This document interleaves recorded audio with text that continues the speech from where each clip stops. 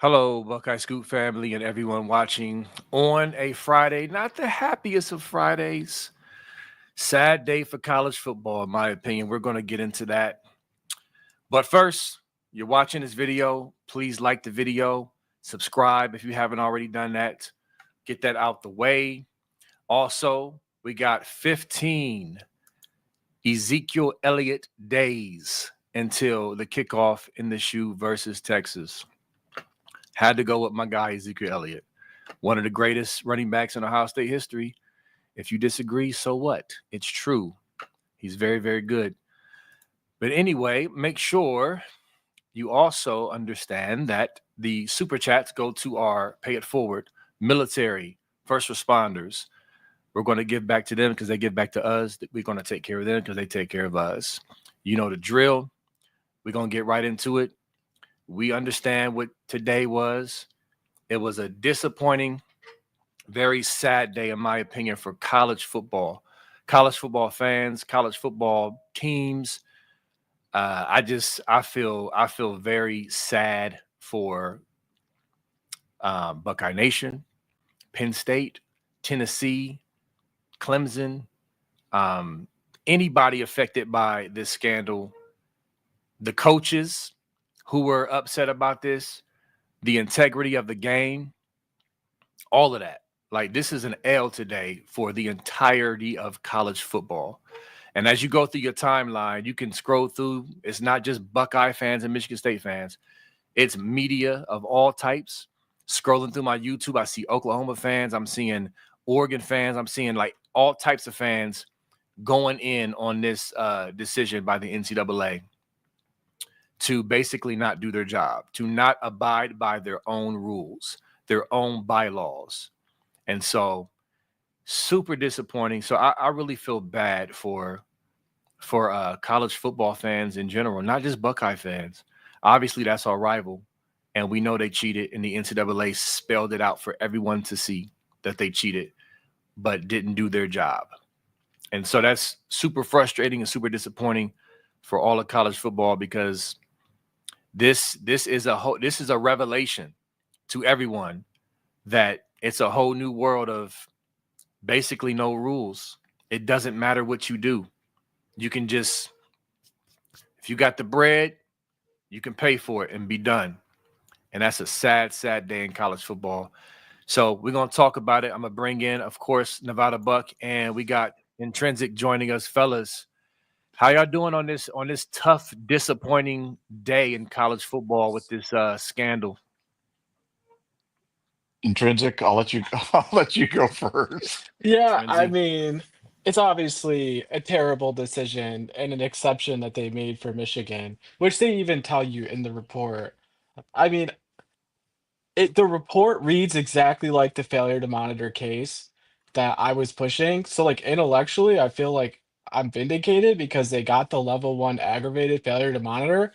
But realistically, it's upsetting that they didn't get what they deserve. So it's mixed feelings, and I where the sport's going now, and there's even an article on this. There's gonna be just it's gonna be cheating moving forward. Like you have to cheat basically to. They call it a new era cheating, and Cole Auerbach posted a thing on that. So we'll see. It's a complete mess.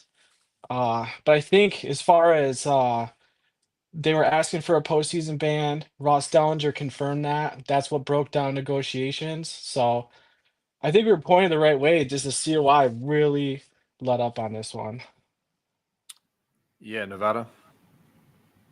Yeah, no, look, it's been a really confusing day because this started um for me, this whole journey started when I got reached out to by someone at the NCAA, some of the NCAA enforcement side talking about this case and you know what he felt the case was, how he felt the case was presenting, how he felt the case was being received. And we've been following this thing for darn near almost 2 years now. Um, and I feel, it's a weird feeling because you feel like there were so many aspects of this that were spot on, and but then but then everything at the end kind of goes off the track, and it's just disappointing. It's disappointing, and I always like to do a regression analysis when something ends up not the way that I thought it was going to end up, and try to figure out the whys. And on this one, it's just weird because if you go through and you read the 73 page, I think it's 73 page decision today, like I did several times. Um, if you don't know the end point and you just read it, and you think, oh my gosh, this is exactly what we said was going to happen. And but then at the end, you know, uh, we ended up with a decision by the COI where they actually state in the document that a postseason ban is required in this case. Required. They don't say suggested. They don't say precedent. They don't. They say they lack say a postseason ban is required in this case. But then they just all of a sudden decide that in lieu of a postseason ban, they're going to go with lack of television revenues for those 2 years. So it would have been a 2-year postseason ban. Um, and they took a comment by the NCAA, a suggestion, guideline, directive, whatever for the I'm not sure how to characterize by the NCAA about trying to avoid postseason bans, and they just ignored the second part of that, which was that was for exemplary cooperation. They were trying to say Right. let's not give these postseason bans in cases where there's exemplary cooperation, and they just left that part out because if you tell me Michigan's going to get found guilty of a level 1 institutional charge, repeat offender. And if you remember when we were talking, we had the entire case on is Michigan a repeat offender because that was a real point of contention with a lot of really smart people. A lot of smart people were on both sides of this issue. Did it qualify as a repeat offender? Did it not qualify as a repeat offender? Now, I've been told consistently by my NCAA source that it was, they were considered a repeat offender. But they get hit with a level 1 failure to monitor aggravated repeat offender and that there isn't a postseason ban, I would have told you that you were absolutely crazy. I would have. I was willing to make bets up to up to the near the very end of this thing. If I knew that set of facts, I would have bet everything. I would have bet. I would have bet it all. I would have pushed all the chips in on that one, and I would have lost because I had not anticipated that there was even a scenario where the NCAA, where a COI would not follow the statutes, would just ignore the statutes for a level to 1 aggravated charge is 1 to 3 year postseason ban. That's in writing. That's not, it's not a suggest, that is it. And they just completely deviated from that and went with something else. And to say that I was shocked and disappointed and stunned by it was this, but I know this is gonna whatever with people, but I'm proud of the work that we did on this case. I'm proud of the research we did. I'm proud of the facts that we presented on this. I feel like there was so much of this that we got right.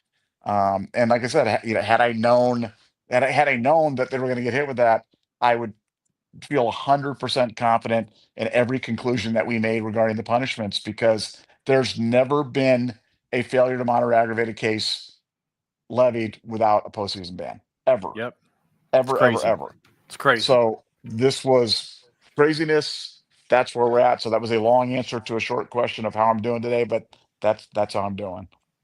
Yeah, I'm glad you hit on that because I was going to mention that, and I'm gonna repeat that. Do y'all understand what this man just said? For a failure to monitor aggravated, there's never been a situation where there hasn't been a postseason ban that comes along with that. Just let's let that sink in, okay? So, yeah, man. This again. I feel bad. Like I said, I feel bad for fans. I feel bad for the Buckeye fans that um, believed that the NCAA would follow through with what they started from the very beginning. Again, from that letter that will go down in infamy from Tony Petitti, the original scorched earth letter with him in the NCAA and the super strong verbiage and all of that. That got us going. I got other people going. And of course, Connor Stallions on the sideline of Central Michigan, them obstructing and deleting and everything else. It's all laid out in the report. We knew this, but it was just confirmed in more detail. If there was ever a case that deserved the hammer, it was this one. And like I said, like Nevada said, now I know I sympathize with the fans who are just sad and upset, because you should be. This was an injustice today that we suffered. Not just Buckeye fans or Sparty fans or rival fans, all of college football. I mentioned Tennessee in the beginning. Talk to Sports Talk Jay earlier. He was beside himself, upset. He's not directly affected as much as we are, but his team. He believes his team was directly affected. And so this is all of college football and media that's lashing out against this, because they can clearly see the injustice. Okay. But again, I sympathize with those who are upset with this not working out the way it should have worked out. But also, like Nevada said, from our standpoint, imagine the disappointment. Like we keep telling y'all, we put in real work. And the fact that it was so crazy and really messes with my mind is that all the work we put in to figure out, you know what, we got this nailed. Failure to monitor aggravated. This has to be it. And like Nevada said before we hopped on, he was thinking when we first seen the light sanctions before the actual report came out, we were like, hold on, did we miss this? Was it failure to monitor mitigated or standard? And we just missed it. And then, okay, if we missed it, then we missed it. But we didn't miss it. We actually nailed it on the head as far as what it was. And then the repeat offender status on top of that, which to me, I would have been fine without that, because the penalties still call for a bowl ban. So the fact that we hit it on the head through all this research, like, man, we actually got it right. And then they didn't follow through with the required sanction, not the suggested, not the debated, but the required sanction. And then they tell you this requires a 2-year bowl ban on the thing.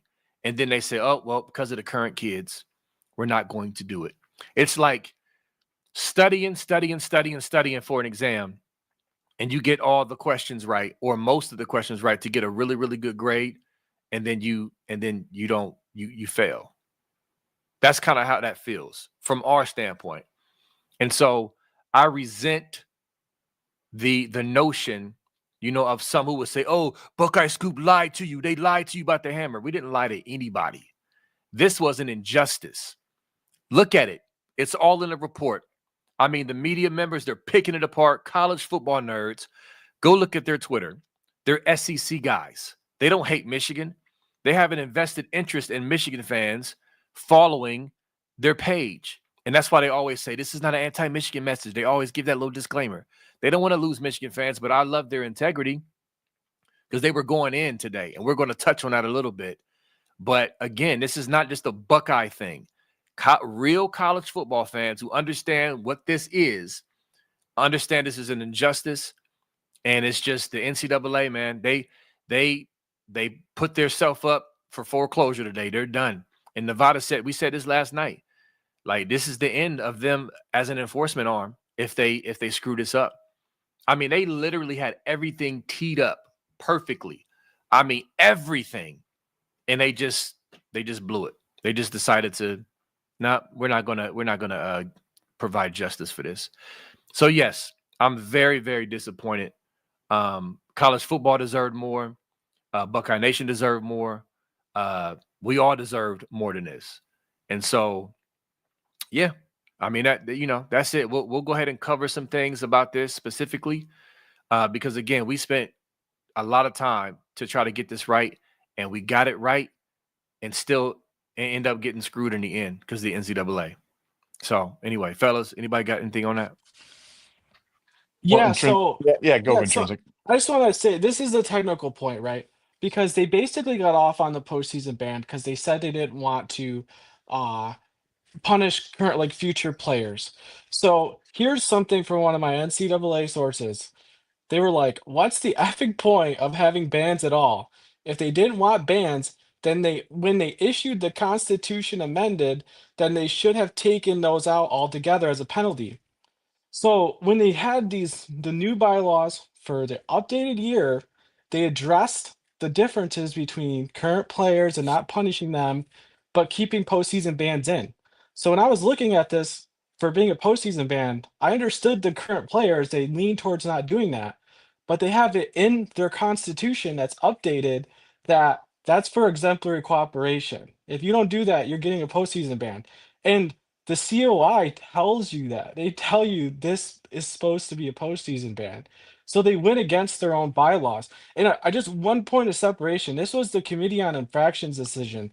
The NCAA is upset with these guys. The NCAA they demanded a postseason ban from Michigan.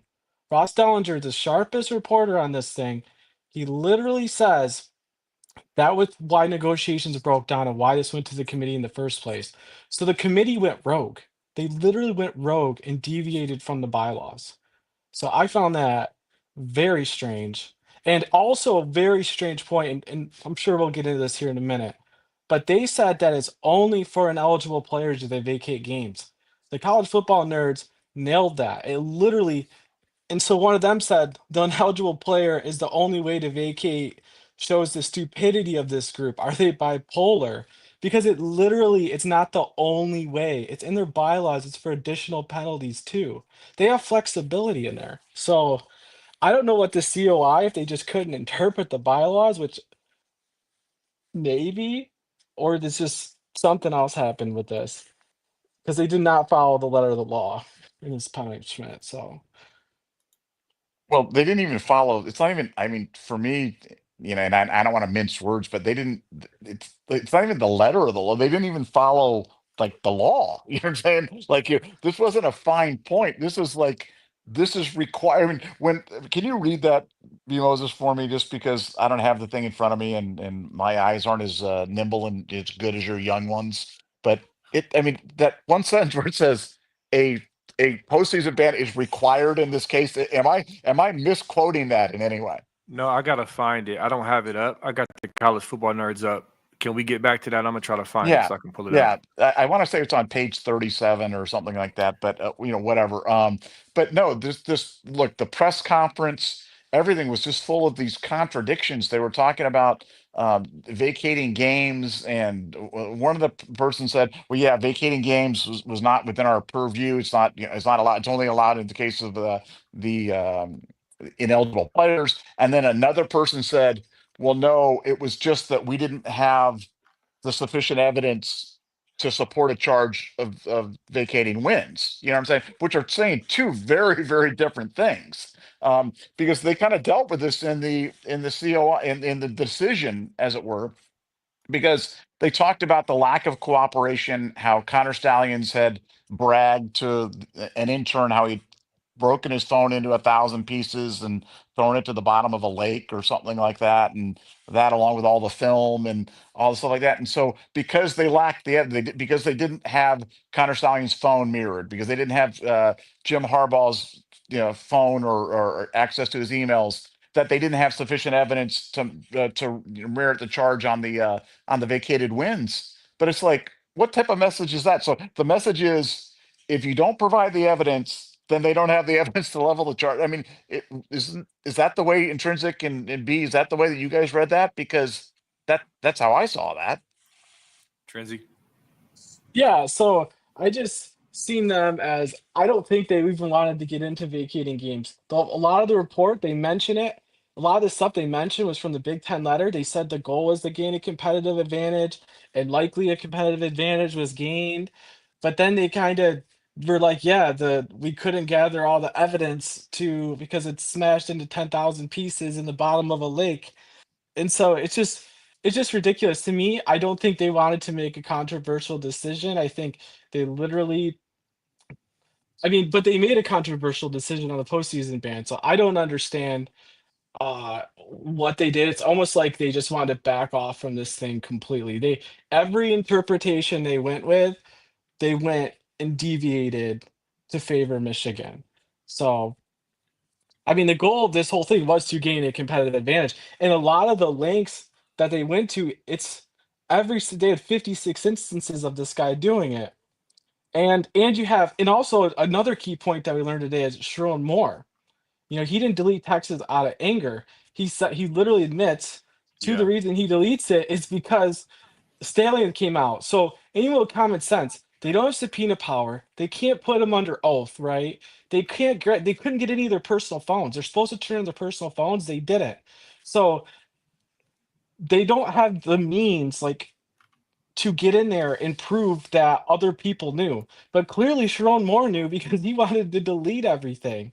No, And no, no. and Intrinsic. I want to correct you. He said oh, he deleted him because he was just clearing space in his phone. Remember that oh, part? oh, yeah. He Yeah, did say that. That's actually in there. Yeah. yeah, he did say that. So it's like, oh, he went with the I was clearing space in the phone, honey, and then he went with the and then he changed it after that. So he lied. So I mean, can we all say agree that he lied to the NCAA? So Sharon Moore, who was a repeat offender, I think lied to the NCAA about why he deleted the text on his phone.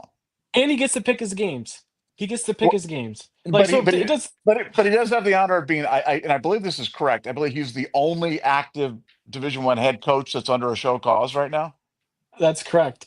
But even the show cause, like there's different show causes they could give him. From my understanding, the show cause they gave him, basically he just has to check in 1 year and he's on probation. He's got to check in, he's got to go to this like conference once a year Well, to no, no, no, no. Again, I think you're misstating it there, Intrinsic. I think this one is, hey, if you screw up one more time, man, you're really, really, really gonna get it this time. So oh he's on I'm that sh- he's on that program now. So I so he's will got say one funny thing is that every single recruit now they have to send like a pamphlet of all the things they did wrong.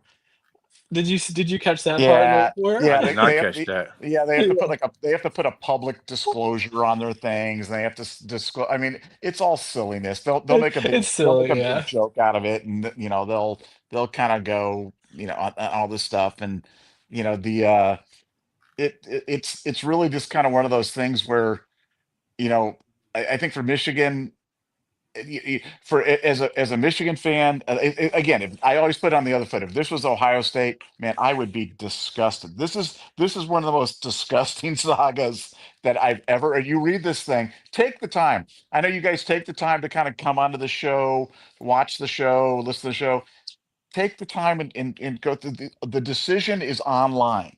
You can educate yourself. Just take a little, it takes a little, yeah, it is 73 pages, a lot of words, but take your time and read the stuff and read the relevant passages and then kind of draw your own conclusions about this.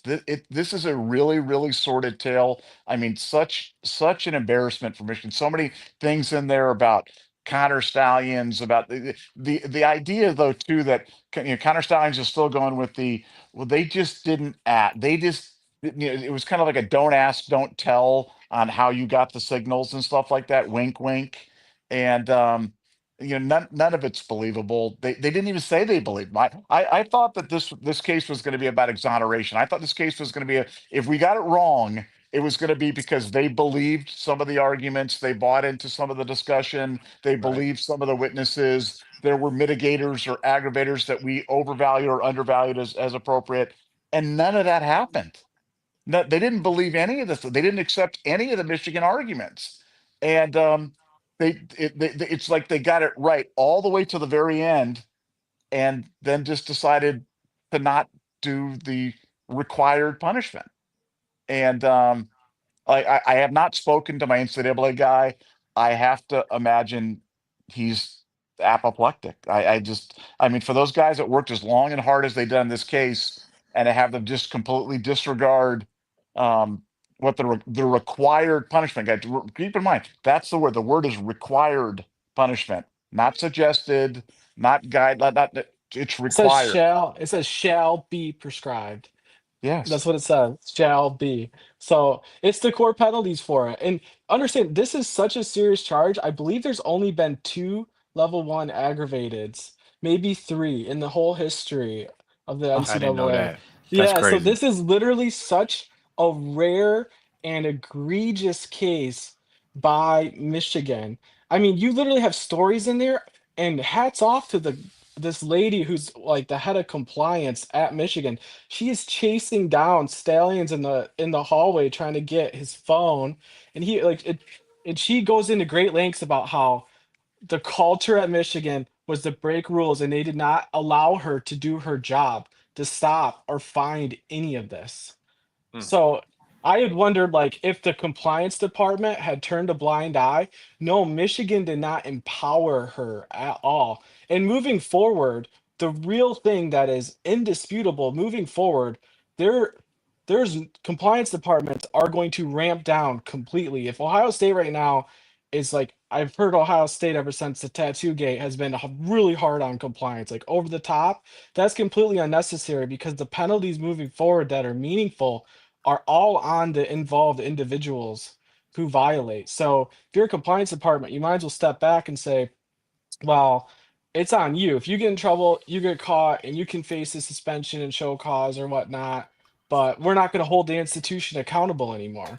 The NCAA's enforcement just literally cut it off. And so I'd be interested, Nevada, when you do talk to your NCAA guy, because I've talked to two different ones, and they're all upset. They are 100% upset. They do not understand why they deviated from the laws. So, and I would imagine the NCAA that was demanding a postseason ban in negotiations is pretty upset too. Well, the Yeah. fact, I mean, we talked about this earlier, but like, I mean, do we all agree that a postseason ban is just completely been washed off the books as a Yeah, even Yeah. potential Officially. officially? it's Yeah. official now. It's done. Yeah. And they It's did done. that for this case. Like, understand this case now sets the precedent. They cannot postseason ban any other school because that school will point to this case and they will say, look at they had the most egregious one, they didn't get it. So yeah, they're done. The NCAA is done with postseason bans. So they don't have any meaningful penalties on schools, institutions anymore. Yeah. They so what's that Yeah. say for college football though? It, Because the Yeah, institute yeah, what's yeah, that say? but it's crazy because like you said, you know, they they had the opportunity to amend the Constitution and outlaw the postseason ban or something because they cite the changing environment in college football here that kind of occurred in the middle of this case, and it's like they could have. There's a million different ways they could have addressed this and said, "Hey, look, you know, we're just taking the postseason ban off. It's too draconian. We don't feel it'll you know serve up the rigors of the law, whatever." But they didn't do that. They didn't do that. And so anybody who's ever received a postseason ban, including Ohio State in the past, has just got to be going, what in the world is going on here? Well, you yeah. guys got How screwed. So yeah. did you guys Ohio State got screwed royally. Cost us the national championship. Cost It us a did. national title. Yeah. Well, you Yep. guys 12-0 that year that you Yep. guys had a postseason. Yep. Yeah. We'd have played, you know, Monte Teo and his girlfriend And this Lene girlfriend. Kukua Yeah. in the championship game. Yeah. And so let me jump in here. Couple things to say. I got some stuff on the screen. I'm gonna touch on Stallions in a second, but I'm glad you said that. I was talking to Jordan Hall, you know, former Ohio State player, running back / kick returner, Jordan Hall, great kid. And he was talking about it. He was saying, yo, like, they better get something because they did us dirty, basically. And I was like, yeah. I was like, you know, this is way worse. It looks like they're facing the failure to monitor aggravated. That's what we concluded looking at the bylaws. And we were correct. And obviously we know what happened. But I was going to say, I mean, I feel terrible for Braxton Miller, Carlos Hyde, Ryan Shazier. I mean, I can go on and on. Zach Bourne, you out there. I feel terrible for them because they got punished for, you know, stuff that was obviously dumb, like trading your own stuff that you own for tattoos. They got basically smashed. They couldn't fulfill, you know, what they wanted to do on the field by winning a championship, possibly because of the actions of a few former players. So it's just like it's terrible. And like I said, there's so many different examples you can point to. It's just like, man, this is the injustice of all injustices when it comes to NCAA stuff. It's absolutely terrible. And so looking at the screen right now, this is Tony Girdman. This is Connor Stallions. And then after this, I'm going to play a clip from Pat 40. It's about 40 seconds. It says, specifically, Stallions told student athlete one, again, this is from the report. Again, if you just stick to that story, you're good. Whatever you say is your story, and that's going to be that's going to be what the truth is. This is also not the court of law. You can technically lie your ASS off. Okay? Way to go, Connor. That's Connor Stalions. Let me play this clip from Pat 40. Interesting reading. You know, if you read the case, it's pretty interesting reading. Connor Stalions, what a devious dude. Holy moly. This guy, he had quite the scheme. Very melodramatic, too. You know, call him the KGB, his people that he sent out to collect dirty film on opponents' signals. Doesn't sound to me like, oh, this was all good. We weren't even trying to get a competitive advantage, does it? But in the end, Connor Stalions could do what people do in his spot, destroy evidence, withhold evidence, and then just get out of the game. Jim Harbaugh could do what he could do. I'm going pro. I'm getting out of there. And then the NCAA is going to say, well, we're not going to punish the players that weren't around, so just give us some money and we'll call it a day. So there you have it. Pretty good summary there by Pat 40. But yeah, like Nevada said, y'all, you know, I mean, maybe you don't, maybe you're over it, and that's fine. I get it. But if you want to get a true understanding of really the fullness of an understanding of this whole case, you got to read it. And one thing that I am not going to allow to happen as a content creator, as a leader amongst fans, is that what perplexes me for some of these people, some of these fans, is that Michigan fans, it's a couple of things. Michigan fans are taking victory laps because they didn't get what they deserved in a massive cheating scandal to gain a competitive advantage on the field. You are guilty. This report, we knew you were guilty before, but this report lays it out that you're guilty. The NCAA tells you they have overwhelming evidence that you're guilty. They just decided not to punish you for that guilt. That's the problem here. That's the problem. But you're celebrating the fact that you didn't get hit as hard for obviously cheating. That 21 through 23 window is a farce. I will never respect it. Real fans will never respect it.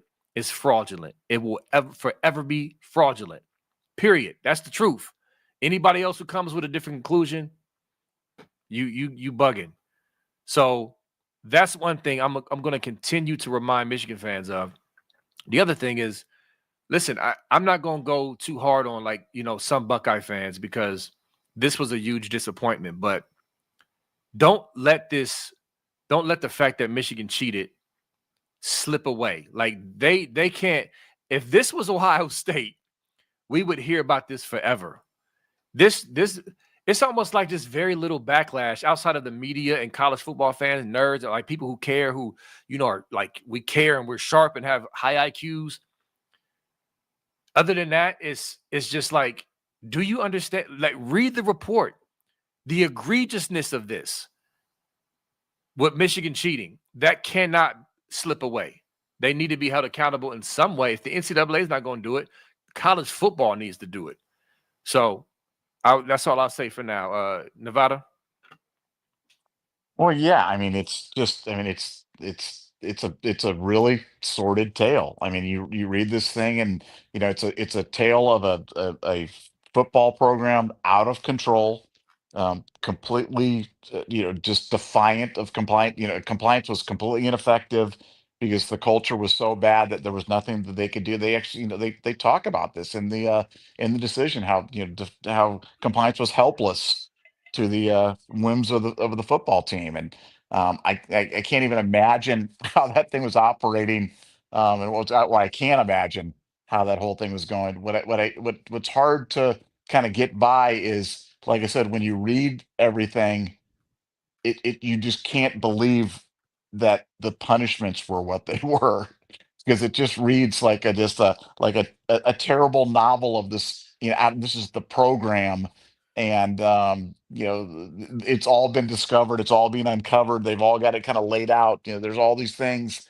and like I said, I want to be correct. It wasn't, in my view, it wasn't the NCAA that did it. It was this specific COI, this specific COI. jury did not, it's not even get it right. They didn't follow the law. They didn't follow statutes. They didn't follow the required punishments on this thing. They literally just went rogue and made up their own thing, and they had their own interpretation of the rules. They had differing interpretations of the rules regarding vacated wins. They contradict themselves several times. They misapply the NCAA direction regarding not punishing future. Look, by definition in college football, it's not going to be the same kids every year. And there's no team in the world, I don't care what team, at the pro level, at whatever level, name me a team where it's exactly the same kids or players the next year as it was the year before. There's always turnover.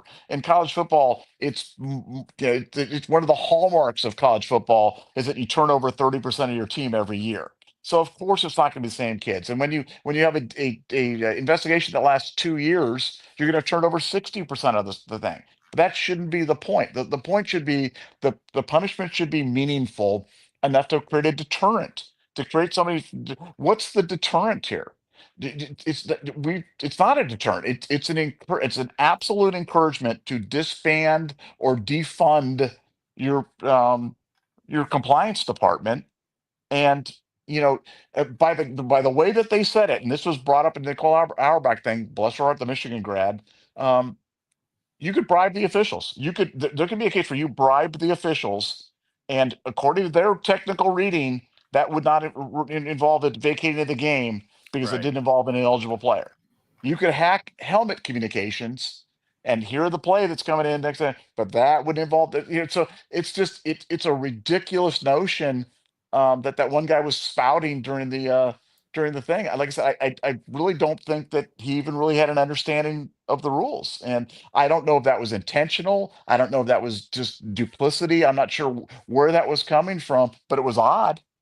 It was odd. But, uh, the oddest thing of the whole thing was a jury just not following the required sanctions that follow the thing. They're not supposed to make up new law. They're not supposed. They even mention in there, we suggest the NCAA that you change your stuff and like you vote this and change yours. It's like that's not your place. That's not your place to decide policy for thing, and you just decide it with your decide is to look at the stuff, interpret where they fall on the spectrum, and then apply the law. And they Right. could pick between a 1 year and a 2 year and a 3 year. They get some stuff like that. But to make up new law, to make up a new penalty matrix, I'll never get over that. I'll never understand it. And I think these people should be held to account for it because I think they killed the NCAA today, and I think they hurt college football badly with what they did. And I think it's unconscionable that they get away with it. And I think it's terrible. Transit, you got something on that? I know you haven't spoken in a minute. Yeah, I mean, understand when they amended this stuff into the Constitution, the NCAA is empowered by the member institutions who agree to be a part of the NCAA, and there's a process for how these laws go in, and it's a done by year basis. So for this narrative that people are going is that, well, this is the way it was moving, and that's how it was. Well, the schools didn't agree with that because they're part of amending that into existence. So I'm sure a lot of member institutions, the schools, are going to be pretty upset because their understanding was they're supposed to be postseason bans. And when they're playing, an idea of the NCAA and the rules is that we all play on the same rules. We all have the same playing field. And Michigan basically just got away with cheating. And you guys I mean, there's like 26 years of show causes in here. Like it's such an embarrassment. And people are gonna have their minds made up, but when your coach is suspended twice in the same season for cheating, and then they get convicted of cheating, and then you have Ann Arbor celebrating the most egregious case, like this of cheating that I've ever lived through, at least. It's embarrassing. It really shows you how these Michigan fans think. Like they're celebrating not getting a postseason ban, but their like tainted title run being completely plagued with cheating, convicted cheating, and their current head coach is a convicted cheat. It's embarrassing. Yeah. It definitely is, and I'm glad for Spiro calling them out constantly about their hypocrisy, because the thing that also irritates me is that Michigan fans have been accusing us of being cheaters. You know, Tressel, the whole Tressel era was cheating because of tattoos.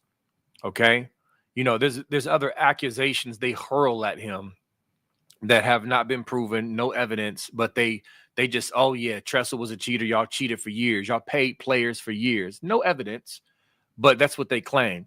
Now we have evidence, actual evidence, documented evidence of on-field cheating affecting games. And you're celebrating because you didn't get a bowl ban because the NCAA is in a whole new world of the modern world, and being goofy is crazy.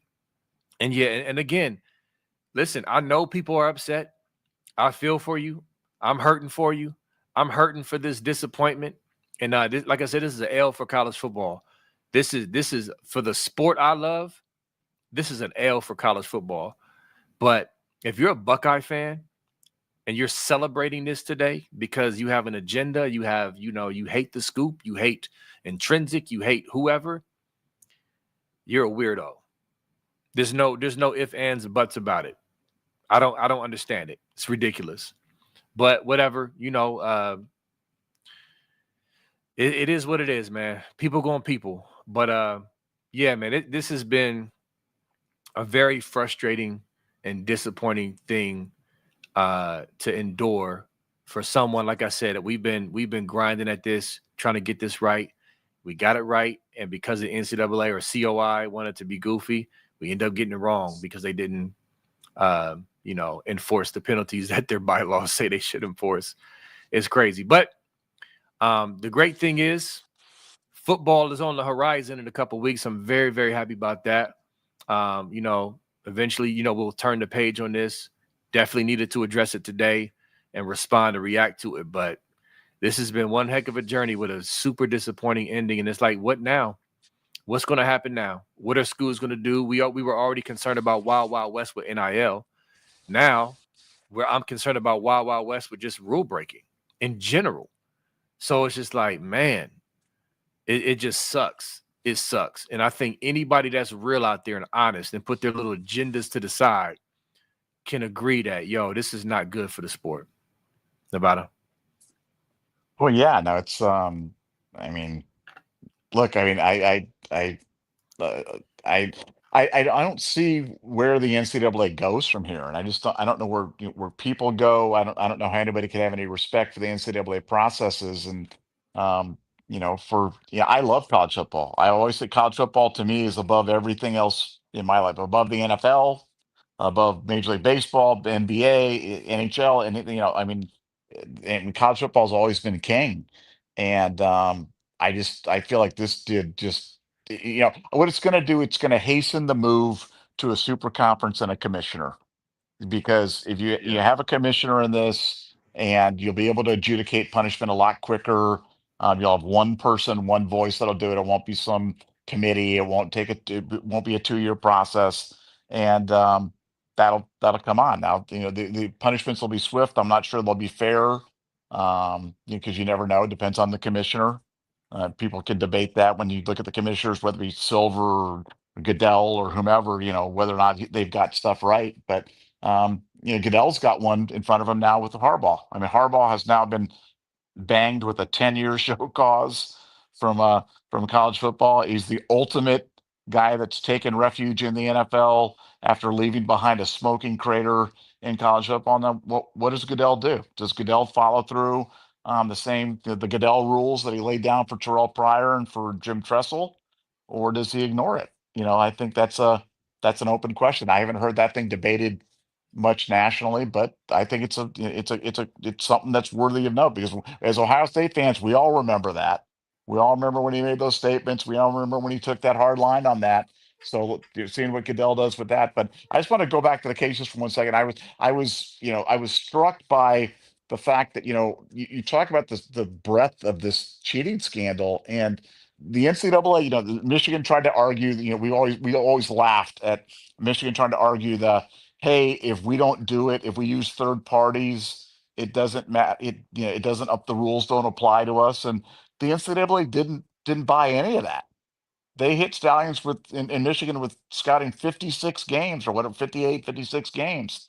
So I mean, they got the whole enchilada. They got all of it. They didn't buy any of it. They bought none of the arguments that Michigan made on this stuff, and yet money, and that's I always look, I don't believe that money moves everything in terms of this, but you know for the NCAA, like, who gets the money? Like, the NCAA gets the money. Like, I'm not even sure where the money goes or how that works or whatever it is, but and now Michigan's appealing, which some people are outraged about that, but I'm like, look, if I'm Michigan and I just got this one, heck, why not appeal? Why not? I mean, you hit the lotto the first time. Why not? You might get the fruit basket. Right. Who the heck knows? I mean, so I wish there was some sort of confounding thing where they could reevaluate the entire punishment due to the appeal or something like that. I don't believe that's in the cards. I'm sure maybe something like that is theoretically possible, but I don't think it's practical. I don't think it's even worthy of talking about at this point. But man, that a rogue jury, this really hurt college football. And for me, look, we'll get over the disappointment. We'll get over the hit to Buckeye Scoop or whatever. Like, guys, in our world, it doesn't change anything in my life. You know what I'm saying? But for college football, I think it's going to have a profound impact, and that makes me sad because I love college football. I love college football with every ounce of my being. I love college football, and I think what they did today really, really hurt it, and that saddens me and it angers me. Yeah. Yeah, definitely, man. I mean, I've had people like, oh, Buckeye Scoop is done, and you're taking a credibility hit. I'm just like, dog. Like, I could see if we were just back here, just because people haters just accuse, we're just making stuff up. You're lying. You're making stuff up, dog. Like, I resent stuff like that. I know people talk and haters are gonna hate, but that frustrates me for the work that we put in, the work that Intrinsic put in, Spiro put in, Premier Drum put in, of trying to get this right, all to get it pulled away by a rogue committee, not doing their job, not abiding by their own rules. That's extremely frustrating. And because, for those who know me, I see myself as a man of integrity and character. And so, I'm not going to mislead you. I don't have any agendas like that. If I'm leading you down a path, it's because I believe the path is the correct way to go based off of facts, logic, information, data, whatever. And that's exactly what we did. And again, we went down that path so fine, we actually nailed the diagnosis or the failure to monitor aggravated with, repeat offender. And not a lot of people were doing that. And so to do all of that work and get it right in that sense, I mean, this is this is incredibly frustrating. And again, I'm a people person. It ain't even just about me being frustrated and this team of people who put in the work. I feel bad for the fans. I run a page, social media, and people are salty. They're hurting. And it's just like it really, really sucks what happened to college football today and just people looking. Because here's the thing. This is not just about hating our rival. This was an injustice. That's what I'm trying to really nail this home, y'all, because this is not just about back and forth banter and rivalry. This is the integrity of the game. And this makes this even more bitter is because the NCAA and the Big Ten came out the gate preaching to us. They made me a believer. They made me a believer. They set me on fire to believe that the integrity of the game is being smeared. And that kind of set me on a path to get the facts straight and to see what's up and to report this accurately. And then for them to turn around and fumble after everything was teed up perfectly for them to get the cheaters with the headline of overwhelming evidence shows impermissible scouting scheme, but yet they don't get the actual penalty that is required for what they did. It's like I'm still Nevada intrinsic. I'm still trying to process that. And so we will move on. Buckeye School will be just fine.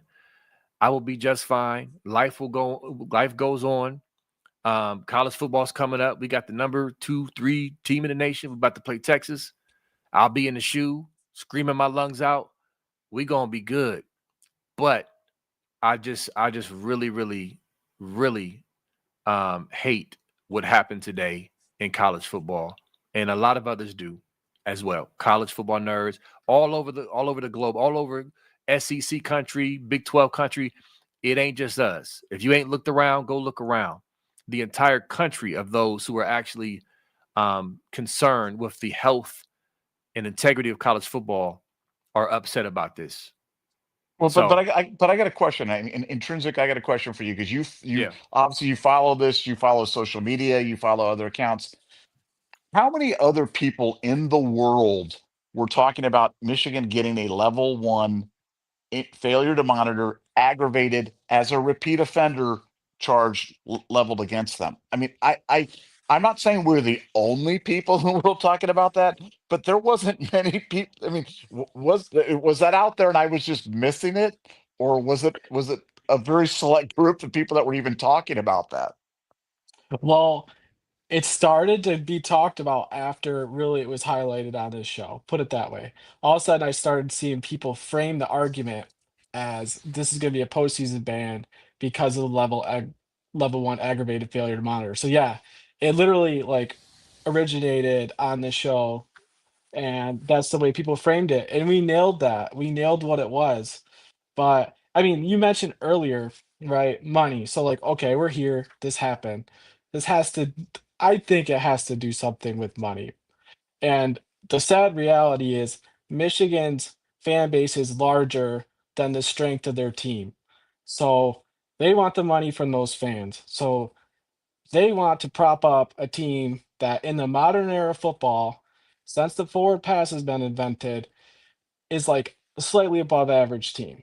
So they want their fans excited. They want to get the money from them.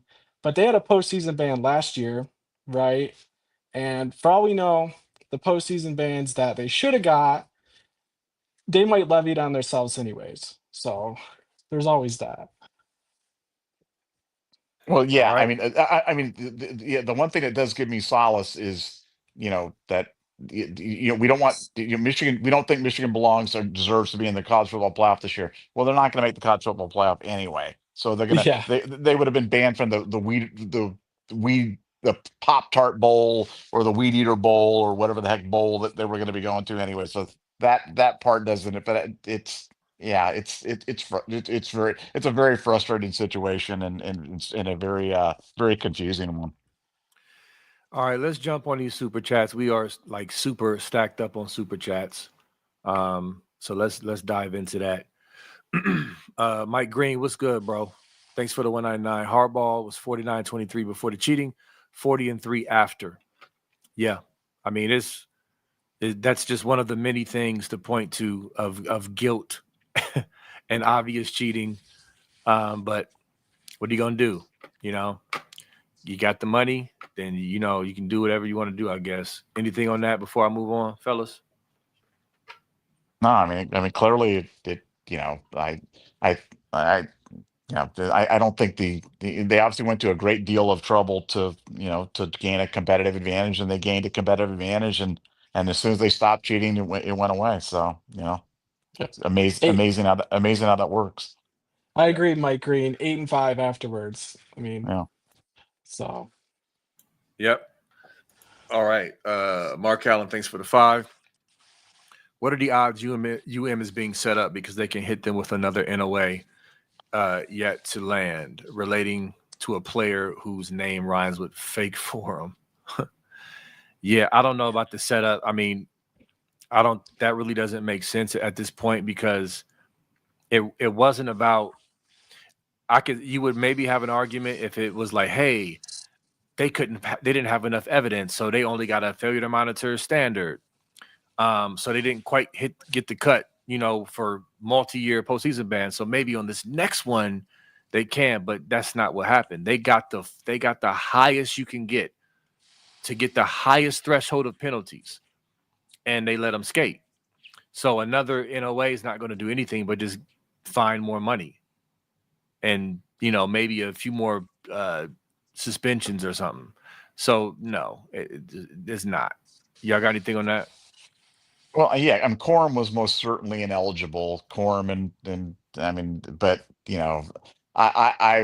look, you will not catch me defending the NCAA or believing in the NCAA or any committee on infractions to after this one, man. Yeah, I'm out of the NCAA defense business because the juries are too much of a wild card, and I thought that was gone with the returning stuff internal.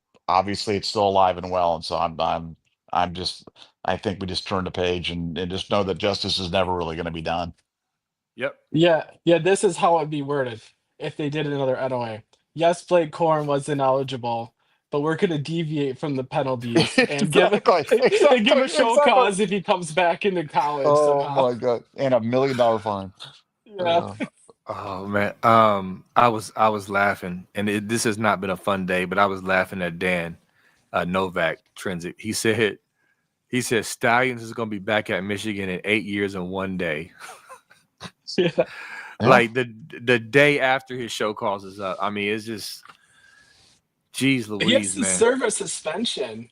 If he goes back to college, he has a 1-year suspension. So whoever wants to hire him, and maybe Michigan will do it because they're such low lives. Oh But yeah, they're he still losing. has a 1-year They'll do it. Yeah. They'll I look definitely forward do it. to it because his value to football is near zero. Yeah, maybe he can go ruin another high school football program. All Yeah. right. Survive the hunt. Thanks for the 499. Chins up, fellas. We were all vindicated today. The penalties were soft, but the righteous prevail. Go Bucks. Integrity matters.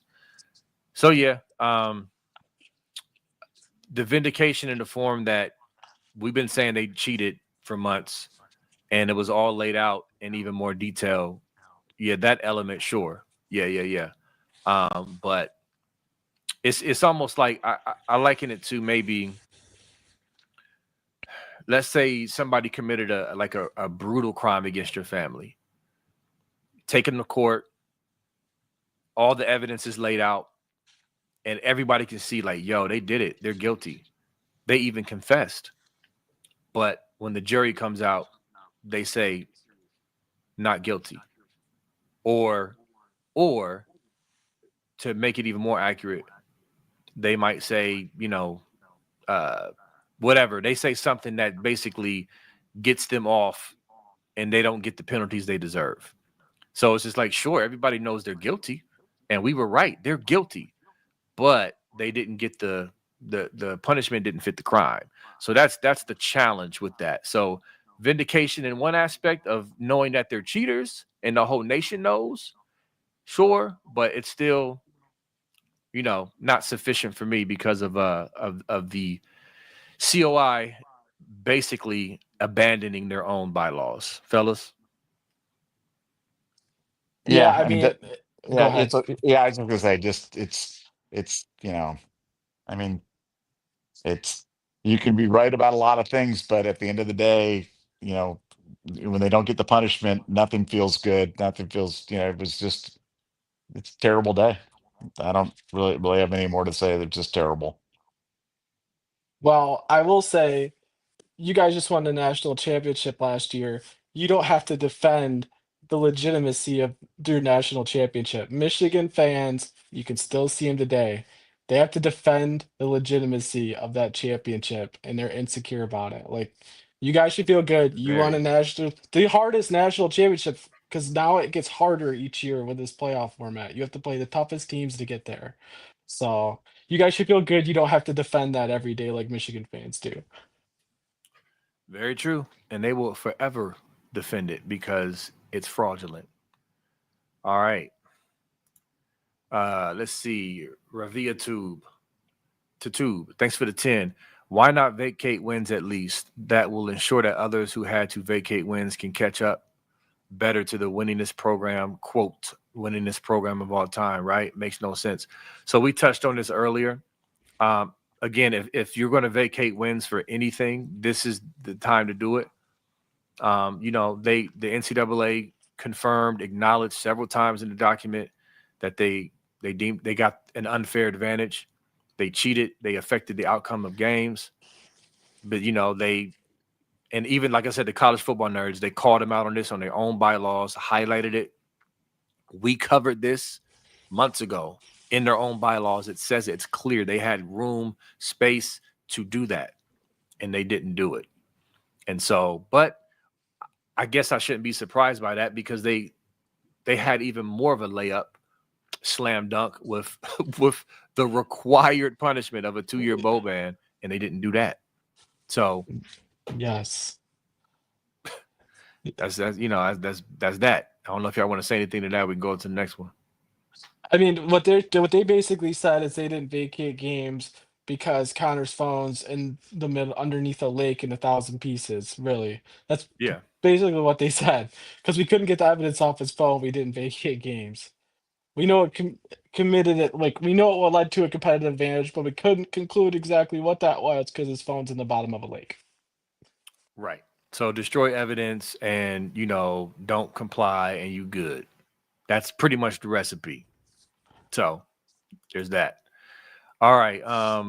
Adams, thanks for the 5. On a side note, Stalions cried like a little biatch in the hearing. Laugh out loud. Yeah, that was definitely very, very interesting when Ross Dellinger said that.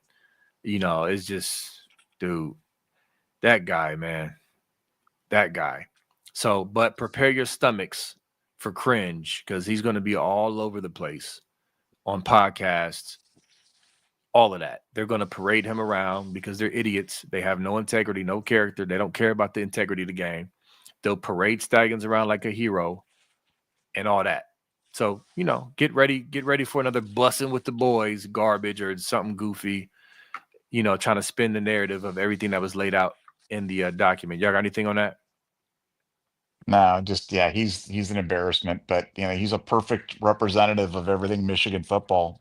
And so Michigan, they always pick the wrong heroes, man. But he's perfect for them. Yes, he Yeah, definitely is. I think his 15 minutes of fame has peaked, and he's on the downtrend. People probably going to care less and less about him as time goes on. Hopefully so. I hope you're right, sir. Maurice Clarinet, thanks for the 5. Scum Insiders reporting that Ellison providing an $18 million donation to cover most of the fine, and they're appealing the fine. What a joke. Zero Hammer. So, yeah, I'm sure. Again, I mean, even though they got what did they like the highest fine school and like the most sanctioned school, it like that.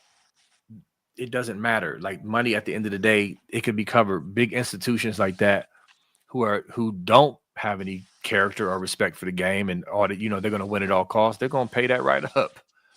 So it is what it is. Y'all got anything on that? I mean, financial penalties are meaningless in today. I mean, it would be impossible to assign a number that would be meaningful. So, Right. I will say, as long as we're talking numbers, this failure to monitor case, all the language in it, since it was aggravated, it's going to be used in the Matt Weiss lawsuits case, 100%. So keep an eye out for that. That's a good point. That is a very good point. Yes, that is a great point, Intrinsic. Just from a legal standpoint, like the negligence of allowing this man to just, that's a great point. That's not good for them because they can literally point to the NCAA document like, listen, your coach, your staff wasn't monitoring. They fostered this environment for this predator. Oh man, that's Nevada. Oh yeah. It's just more money. I mean, that's more money for the contingency lawyers and more money for things. And it's like, and they probably have insurance. They probably have business insurance that's going to cover it. But yeah, that's going to be bad for them, and that's certainly a bad fact for them going forward. But it's money. They always make more money. You always find a way to do that. It's the time and the opportunity or the history that you have to erase, and they just didn't do it. Yeah. Yeah, Maurice Clarinet, again, thanks for the 5. Scum Beat definitely knew there was some backdoor or backroom deal going on for sure. No way they were that confident without some BS inside baseball going on. Yeah, I mean, I don't I don't know.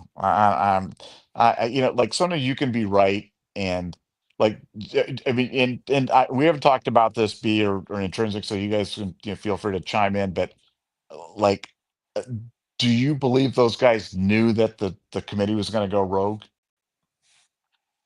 Well, I can tell you that it was reported, and I'll give away that Michigan had lost confidence in those final hours, like especially yeah. last night. They had lost confidence. But as far I know, Maurice Clarinet is actually a really sharp person. So I do give him credit. I mean, it's definitely a theory. I mean, if they had somehow bribed or somehow influenced the committee, it would make a lot of sense why they did for an unprecedented deviation from the core penalties that shall be prescribed. So, Yeah, I mean, my answer is at this point, Nevada, I'm not putting much of Yeah, anything past yeah, no, anybody at this point. fair, And I fair enough. and I've been saying this, I even said this yesterday, like the only logical explanation for me was corruption if they got off, was some form of corruption. So, I mean, you know, Josh Pay, if you're listening, maybe you were right. You know, the conspiracy theory of, hey, their brand is too big, their donors are too big, TV money, whatever. I don't know what it was. You know, the Michigan fans, hey, we cheated, but guess what? We got too much money. And so maybe it was a situation like, okay, we'll let the NCAA do their case. They'll come to a conclusion that shows hammer. But guess what? On the flip side, we're going to take care of it. I mean, I'm not putting that past them at all. And so I don't know if the scum insiders just knew they were just sitting back knowing all. I don't know about that. But regardless, it doesn't matter, I guess, well, at the end of Well, the day. I mean, because I just keep going back to like when Fat Ward Manuel was out there talking with Scam Web, and he was like, "Well, nobody's mentioned a postseason ban to me," and like Yeah, we know that that was a lie. We know that exactly. yes, we know that that was a sticking point, you know, with the NCAA in terms of doing it. So, like, if they were, you know, insisting all along that that would, well, that's just patently untrue. That part that they got completely wrong. So they may have ended up at the right point, but to me, it's broken clock or blind squirrel or whatever, you know, old Yeah, adage you that's a want to good use on point. that. But you know, That's a good point, Nevada. Yeah, because you're right. Let's not let the people forget that they all publicly declared that that was not true. When it came out, like, hey, there's a postseason ban, Nevada, you put that out there, yeah, and they all was like, nope, that's not true. That's not true. Scam Web, you know, none. You were either lying or just didn't have any good information. So that's very important. So yeah, we're not gonna, and I'm not saying you're doing this, Maurice Clarinet, but I'm resistant to give them any credit because they've been so wrong on a lot of things. And like you said, like if it's an injustice, it's an injustice. That doesn't mean you're right. It just means it's crooked and slimy. Like everybody can see it. You know what I'm saying? All right. Pooh Bear or Pooh Beer, excuse me. Thanks for being a Scoop Ultra member. Thanks for the 499. It's one thing for the NCAA to get neutered by the U.S. Supreme Court, but to do it to themselves and put a death knell in their own relevancy is wild. Yeah, I mean, if an institution is fighting for their own, you know, lives, this right here is not a good way to win the public over to keep going.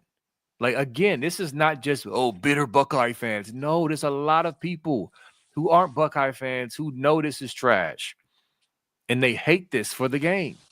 So yeah, I agree. What y'all got on this? well, I mean, I just again, I think we got to draw a distinction between the NCAA and this The committee, 5-person, yeah, 3-person, yeah, this committee on infractions. I mean, that, you know, they don't speak for the whole NCAA. They certainly don't represent the view of the enforcement arm of the NCAA. no, I can tell you that with 100% certainty. So, yes, you know, so I think that, you know, this small group, this small faction has done irreparable harm to the entire organization of the NCAA. But we got to remember while it's the NCAA that ultimately administered this, it was this small group that went rogue on this. That's really the fruit that really caused all the problems.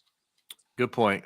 But I'll say this: would you say it's fair? Because I don't want to.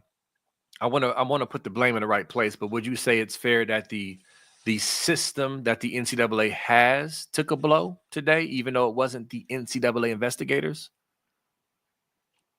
Well, I think they crushed this. I mean, I think the system is done. Yeah. But Yeah, that's a better way of saying it. but I think that it's like I said, it wasn't the NCAA working to harm themselves. It was this small committee that made a decision that harmed the entire organization that they're a part of. Yeah. And Well, yes, yeah, go ahead, internship. yeah, so I think if we're gonna Charlie Baker, like shut your mouth. Like for one, he spoke before the investigation was going. So his comments clearly played a role in vacating the national championship. And he's involved with the appointment of the committee members. Like find some committee members that know the bylaws. It's very clear when they say only for ineligible players, it is factually incorrect to say that. So I'm blaming Charlie Baker for doing that, for making dumb comments way too early in the process. And obviously, you're right. It's not the rank and file of the NCAA. They were the ones demanding a postseason ban. And if you don't think that's true, That's fair. look up who That's fair. Ross Dellinger is. Ross Dellinger is as reputable as they come. Yeah, and speaking of Ross Dellinger, again, Maurice Clarinet, thanks for the 5. Dellinger definitely knows the rules and still predicted the no bowl ban and big fine last night. National media was in on it too. They all knew this BS. But yes, Dellinger, he's the one who said in his pod yesterday, hey, they demanded a postseason ban. And he reminded everyone that failure to monitor aggravated was on the table. So yeah. But what you going? But Dellinger, Thamel, Wetzel, they were all getting the information from the same guy that Spiro was getting the Yeah. information from. So, he can say he was predicting that last night, but then you fast forward 12 hours from that this morning, and Spiro's source was completely flipping on what he thought this thing was going to be. So it's like, they didn't, there was a lot of consternation in Michigan in the hours leading up to the dispose on this, and the fact that this was portrayed as a $14 million fine and it ended up being a $20 million fine or a $35 million fine when all said, or whatever it was, it just shows you how fluid the situation was. And so I don't think they had this thing on lockdown from that standpoint, at least not that one key source that seemed to be the source of all these rumors that was kind of circulating through the Twitter sphere the last 72 hours. Yeah, and just to back that up, when Dellinger said that, that was a moment in time where everyone was relying on that leak from Michigan that this is what the penalties were going to be. So Dellinger, I think, was just in that loop saying, "Okay, this is what I've heard." That's how I took it. But he also was telling us there was a postseason ban. Like he wanted to let us know there were some inaccuracies in the reporting for sure. It wasn't a mistake he said that when he did. Yeah, that's how I took it too. I didn't take it as him predicting no No. bowl ban. I didn't take it that way either. But Mike Green, thanks for the 199. Moore got a 1-game suspension for repeated offender. Yeah, I mean that was, what was his show cause? 3 years. 2 years show cause. And 2 so years. he was a standard, right? So the standard I think would come with a 1-year show cause. So they actually gave him another year show cause and another 1 game. And which, by the way, they let him push it off to 2026 when they're going to be in Germany or whatnot. So they literally did him a favor. They let him select the games. They let him push. Have you guys ever heard of a suspension being pushed off, like split between 2 seasons? No. Yeah, that was, see, that's another thing. Like, when people say the fix is in, like it's like, come on, dog. Like, it's just too much, man. Because it's super weird. Weird. And so here's a follow-up super chat from John 24358. Thanks for the 499 about Moore. Why is Moore allowed to coach during his 2-year show cause? Am I missing something? Doesn't seem like a show cause is any kind of penalty. So with the show cause, you can coach. The institution can have the coach coach. But if that coach gets into more trouble, then the institution takes a blow from a penalty standpoint. So there's risk from that standpoint. But at this point, there's really no risk because the NCAA ain't going to do nothing. You got anything to add to that? No, I mean, it's double Well, secret probation and triple secret probation or something like that. But yeah, yeah, I it's do think he's at a risk for getting a really nasty suspension like Harbaugh now. He's got a like him specifically, not Michigan. But they did Yeah. change the show cause laws, Johns, because you heard Urban Meyer say show cause means you can't coach. It did right. used to be like that, but they updated the bylaws as for show causes, so that's why it's different. Got you. All right. Reese Puffs, thanks for the 5. Team Up North, 49-26. Pride of Stallions, 43 with Stallions, 8-5 with headsets implemented. Scum fans need to get used to 4 and 5 loss seasons. Yeah, I mean, they went right back to where they belong after the cheating. And so, voila. Look at that. Would you look at that? So, anyway, all right. Superner, thanks for the 10. Norman Bay, in response to criticism of the punishment severity, I think it was meaningful, and I think it sends a message to the membership that these Oh my rules goodness. matter. Wrong. It was injustice. It's funny. The college football nerd dude. I mean, he tore this up. He's like, come on, dog. Even freaking Nicole Auerbach, who I was surprised, she wrote a pretty scathing article about Michigan. I was surprised because she's a Michigan person. Even she was like, what? Like, we all know this is not true. Like, come on, man. Like, what are we doing here? This was ridiculous. Okay. Anybody with no agenda, can see that this was trash. And so, yeah, fellas. Anyway. All right, let's move on. Okay. No way. Thanks for the 20. No rules now. Get rid of compliance, get rid of the BS, and give everyone a raise. Then go after Waffle, Walmack, Gerald's, Meadows, everyone. Gloves are off. They want no rules. Let's get it. Pay them and look the other way. Listen, I can't even hate this comment. I mean, it's that bad. We officially have entered that. I mean, this case today, I'm just trying to focus on, Ohio State, Texas, and enjoying the Buckeyes I love, because this for the game, comments like this are not terrible. I mean, they're not like far-fetched, right? I mean, no, it's not. Yeah, it's not. I mean, this is the purge. There's no rules anymore. And you just kind of go out and do it. And that's not bitterness. Like, usually when people say this stuff, I always say, it's kind of hyperbole and there's kind of any, but I mean, I really believe that. I really believe that for teams, the calculus now is going to be, hey, it's worth it to cheat. Cheating pays. I've always believed that people are not innately good. People are good because of fear of repercussion and fear of consequences. And without that, you have anarchy. And I think right now in college football, you have anarchy. And I think Norman Bay, or whatever the guy's name is, he's directly responsible for this. And he's disgusting. And he is an arch villain. He's Lex Luthor of college football right there. And that, like I said, sad day for college football, and he had a big role in it. Yeah, I'm going to call him Norman Bates because he killed college football today. Yeah, there you go. I mean, it's ridiculous. And there's another comment. Thanks, Superner, for the 5. Norman Bates said it shows that individuals who fail to comply will be held accountable. I don't think anyone thinks people were held accountable today. Yep, that's it. I mean, that's kind of elaborating on the last super chat. Yeah, it's clear and evident.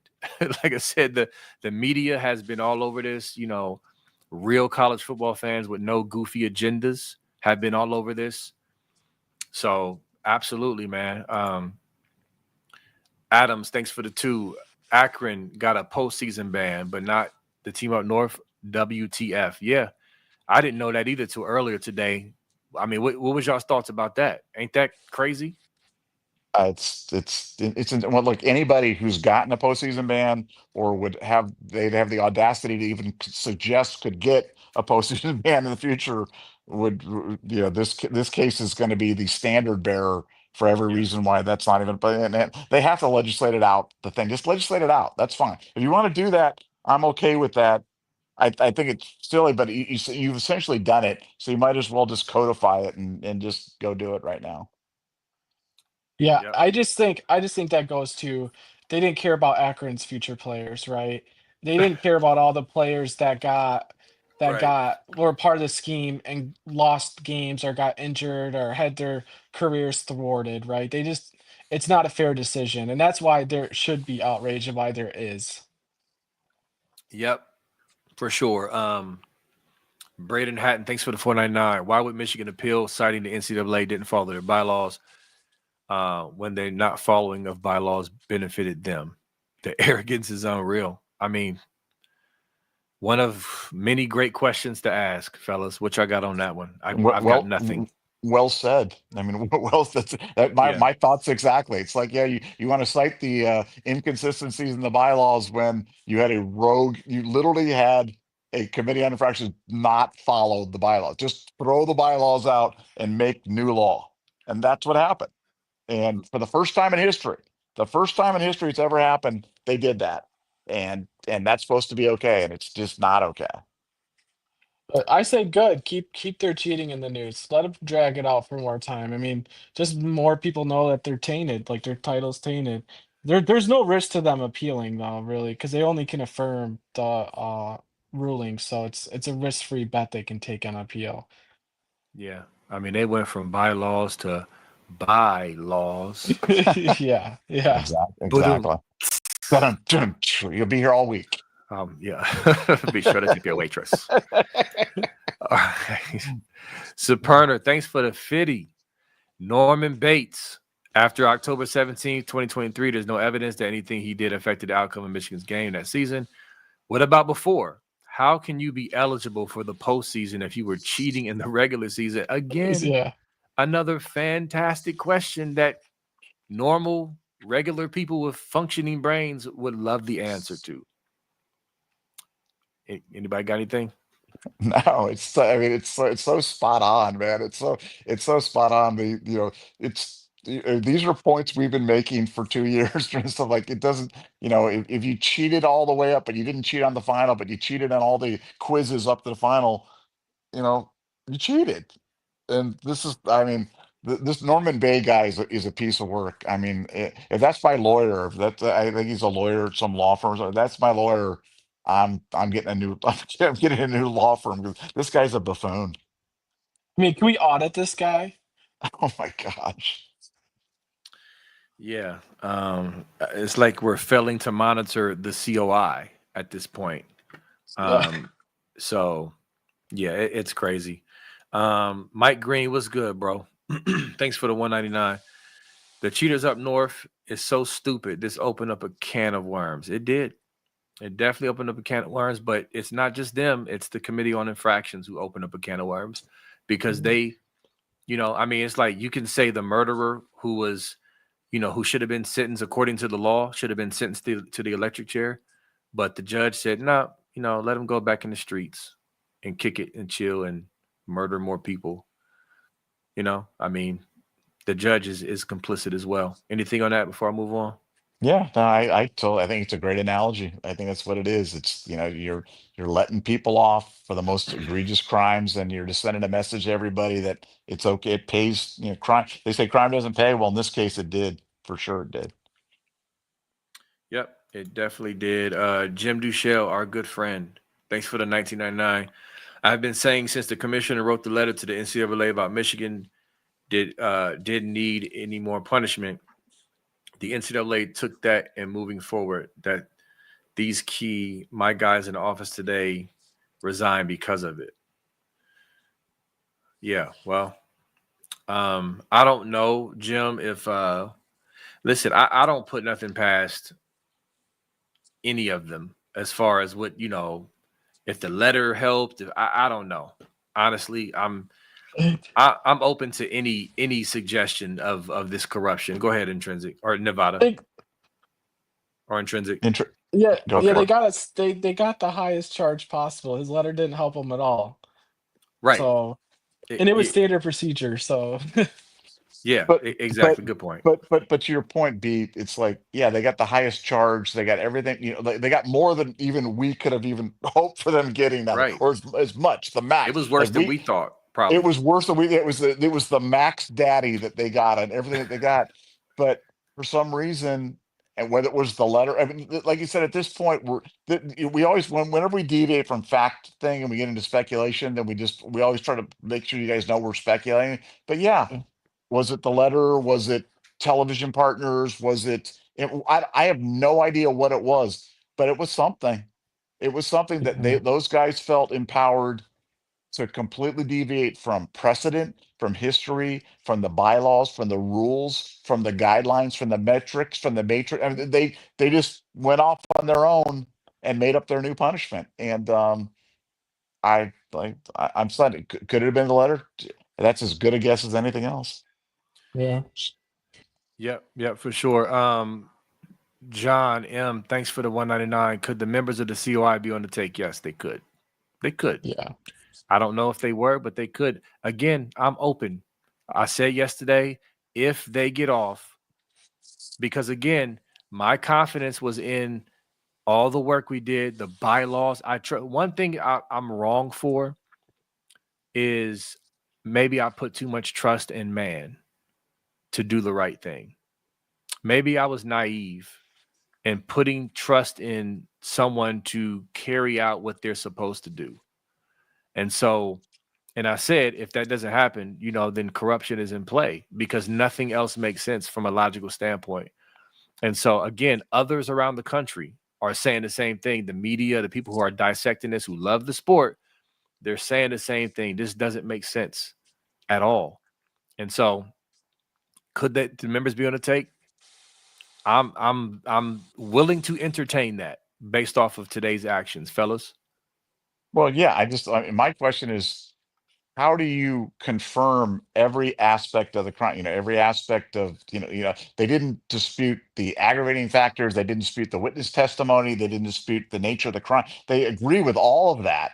They assigned the highest possible level of, of penalty to them, and they just come up with a new thing. And so corruption's as good an answer as, am I saying that's it? I don't know. I'm speculating. Don't know, but it's something.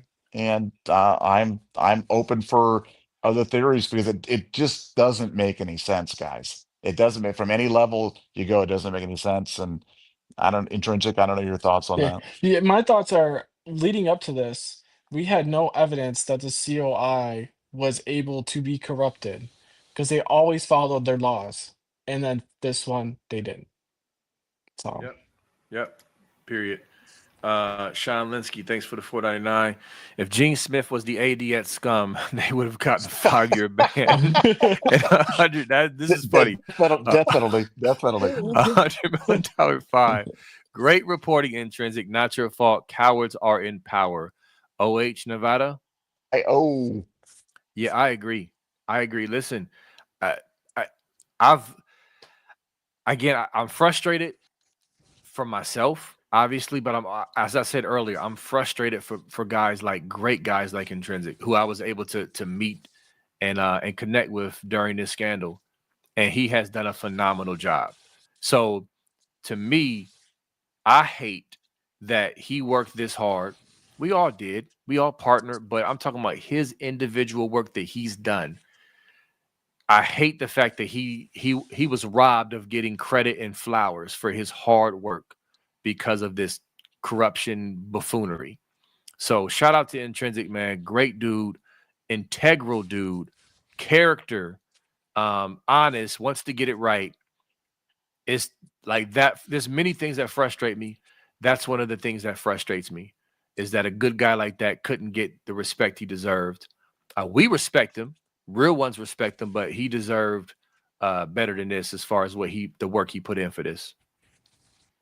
Yeah, I appreciate that, Sean. I appreciate that, Moses and Nevada. You guys have me. If you read that report, it sounds like intrinsic, and there's a reason for that. I had a Yeah. lot of help. I had a lot of help from Yeah. someone who knew what they were talking about, clearly. Yep. You got anything So I about want to thank him if he's watching. Okay. Thank you. You know Yeah, who you yeah, are.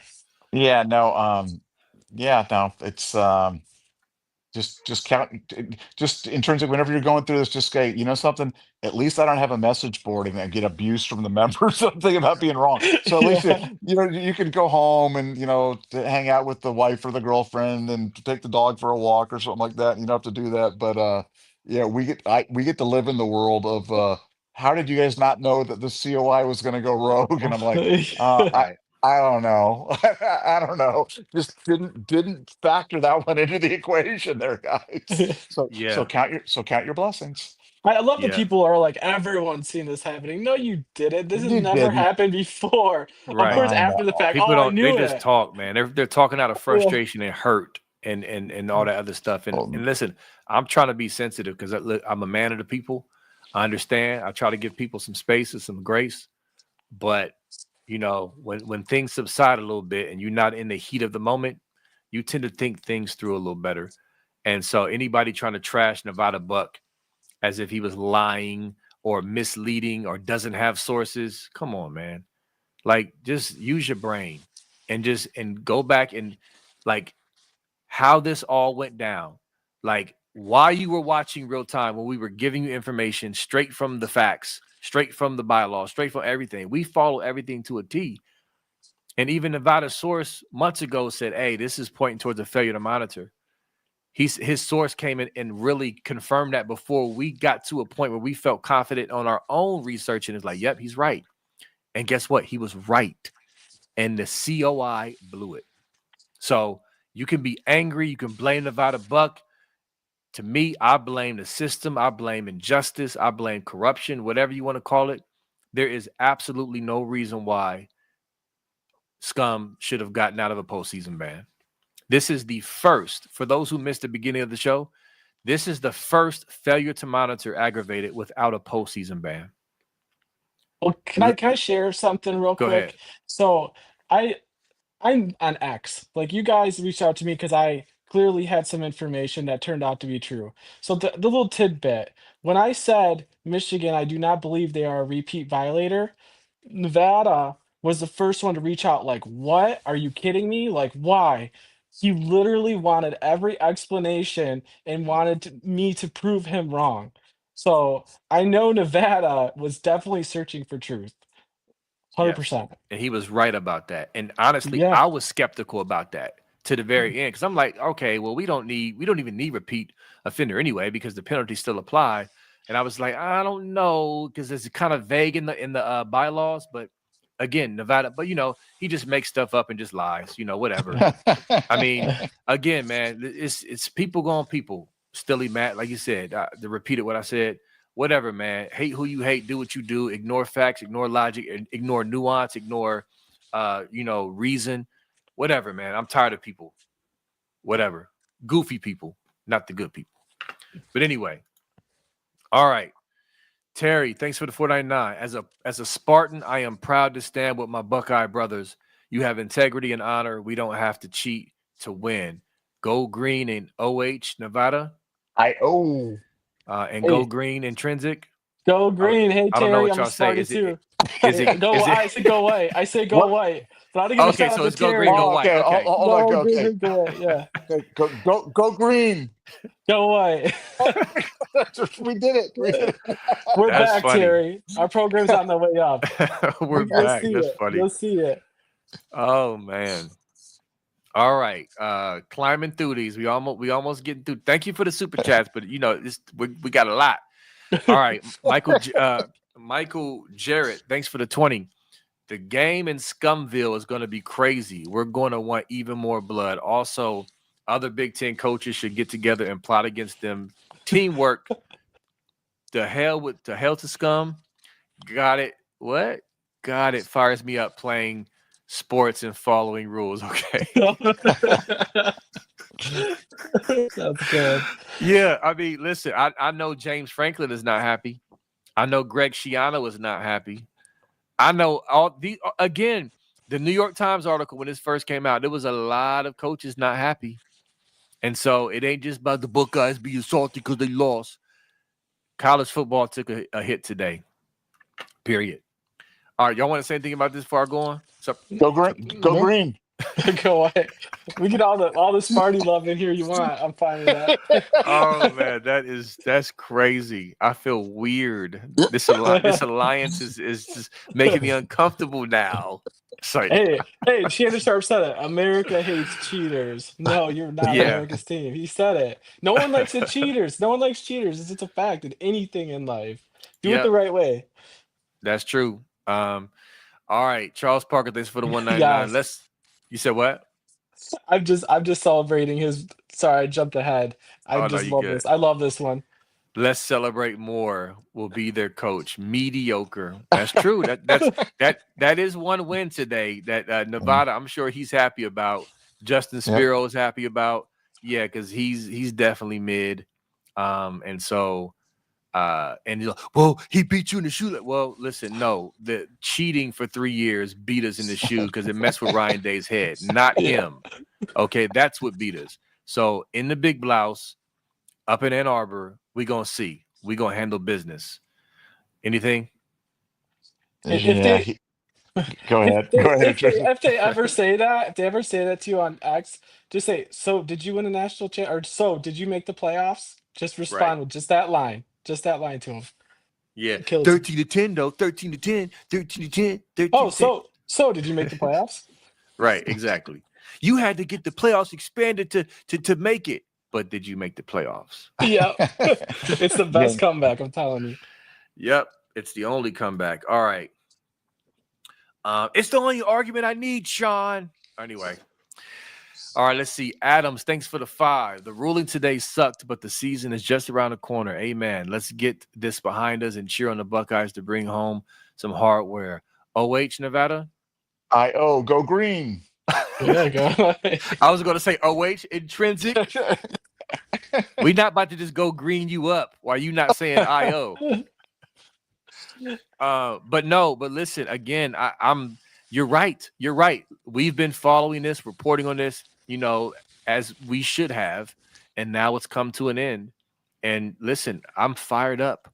We got 2 weeks until Buckeye football. Texas in the shoe. I'll be in the building.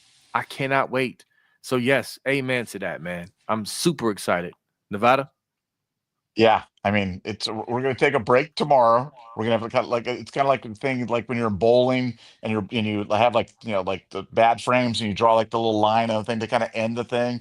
We're gonna take a little break tomorrow, and on Sunday we're gonna get back at it with some great Buckeye coverage. Get ready for the run up for the 14 days, 12, 13 days, whatever it's gonna be, to the Texas game, and I'll be there as well with the entire Nevada Buck clan and with the B Moses clan. So it's going to be a grouping of the super friends there at the stadium. So I can't wait.